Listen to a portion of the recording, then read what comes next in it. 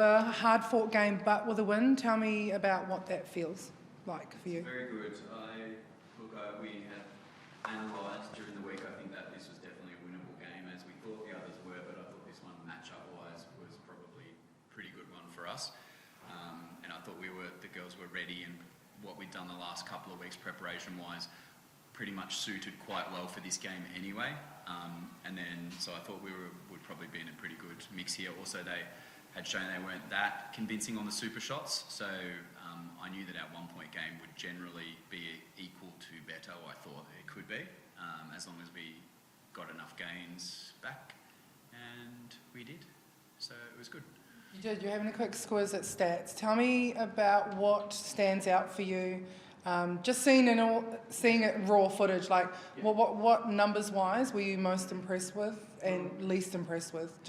We were good.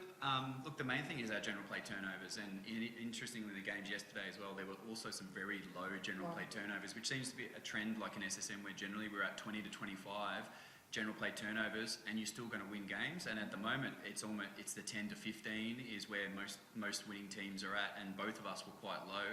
And so I think, there's been a bit of a shift in, tightening up of ball delivery and quality of play. It seems that while we're still trying to create flow, we're not throwing the ball away, which we were doing in the first couple of rounds, where we're making less errors. Still some decision issues, but we'll keep working through that.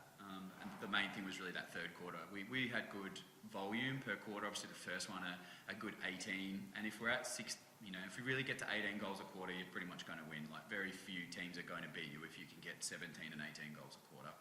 And it was just that third. We didn't adjust to their zone defence well enough and fast enough. And it was hard to shift, and it's hard to do that in the moment without coming back, and the size of them in that zone as well.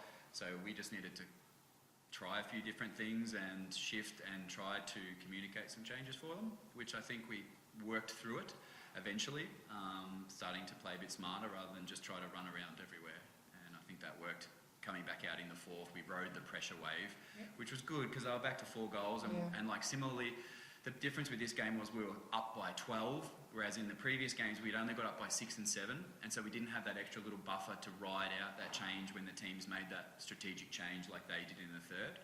And I thought this week, because we were up by a bit more, we had a little bit more buffer, and then we were able to then rewrite it back out again and get back up to 9, which was really good. So, happy with that. Are you going to maybe have a look at what it would mean for you tactically and strategically if you did not have that buffer? Because you made it, but in the other games you also had it, and it was a little less, so it got chewed up a little bit. So, and I know it's very fresh in your mind, but what will you maybe address in that sense, and how you will push on when you're ahead? Always, every week, when we go back over footage and have a look at those quarters and what did we miss, or what didn't I coach as well. So what did I just miss that was happening sometimes, which is it.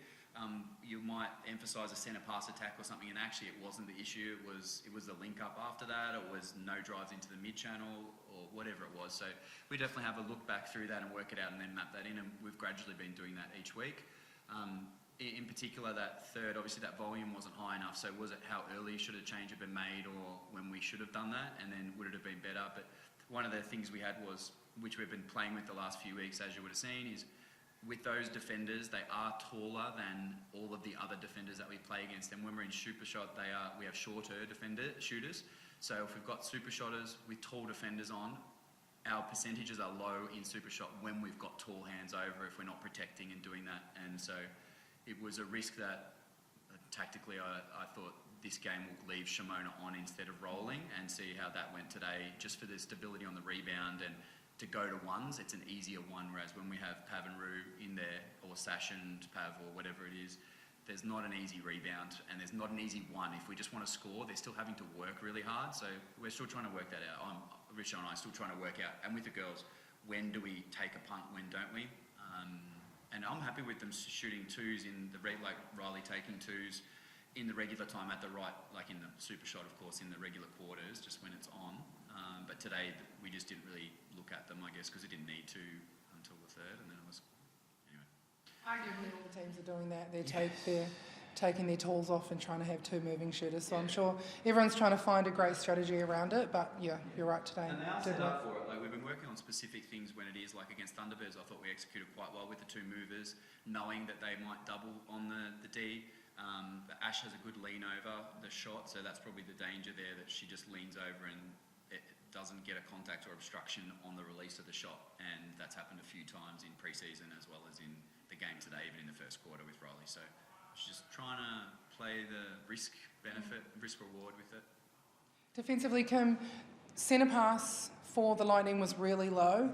Was that an emphasis this week, trying to make sure that you made it really hard for them to have any lines to the ball or to the circle edge? Yeah, definitely. I think as a unit in the defence end, we've been trying to work on that connection and really build that work playing together. And I think that's something that we were able, I haven't seen those stats, but we're able to execute today. I think it always helps when they have to play the ball around. It gives us more opportunities to win the ball. So.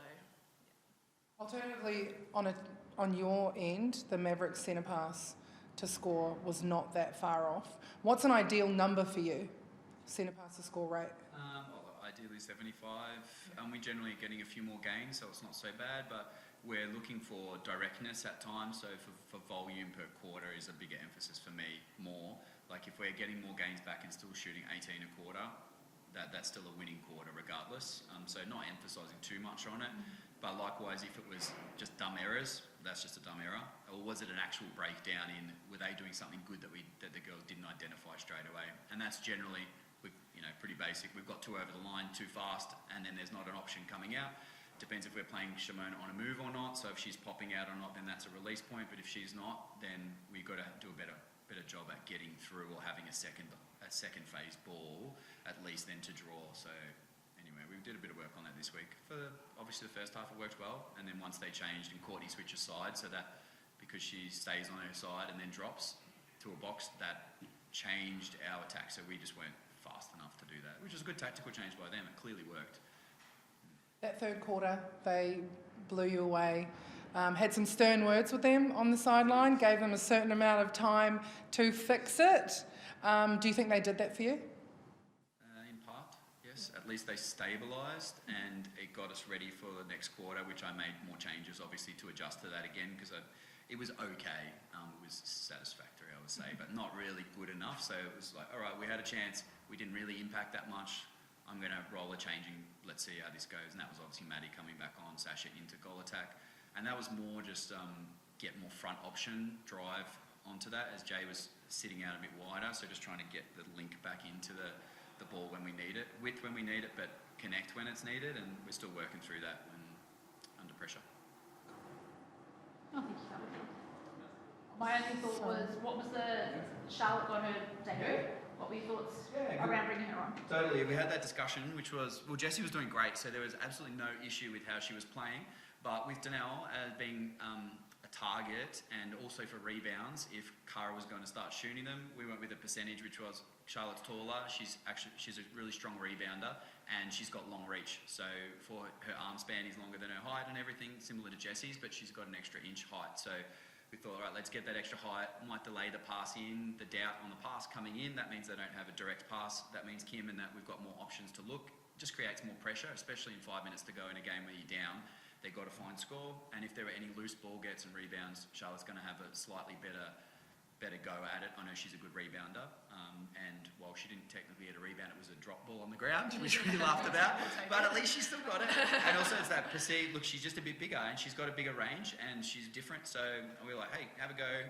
No pressure on her. So like, just go out and play. I know she's a good player. So she was totally fine. She likes those moments. So bring it on.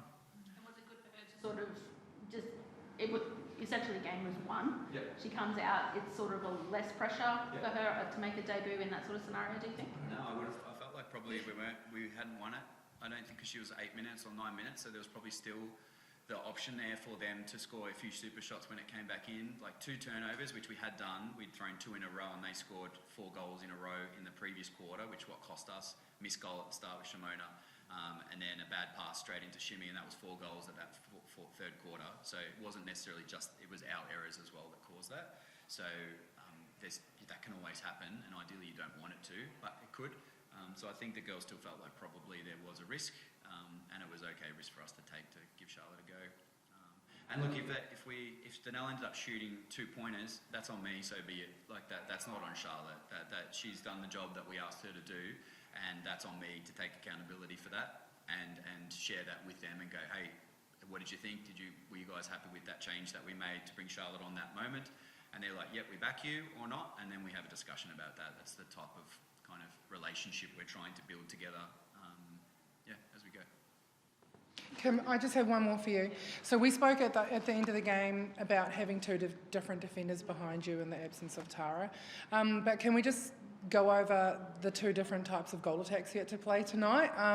And I just want to hear how you tactically approach that as they come onto the court, because they are very, very different, but you did your job really well on both of them. Yeah, I think, at the end of the day, my job is to shut down the goal attack, and so that's the mindset I had with both. I think Kara runs a lot more longer lines than Gabby does. She does a lot more cutbacks, so trying to push her more into our midi so that we can play more together, I think, was my goal, to then allow me to play with the goalkeepers in a hedge in the circle. But yeah, they definitely challenge in different ways, and it was trying to mix it up so that I could tackle both of them. Cool. Yeah, sweet. Thank you. Thanks, guys.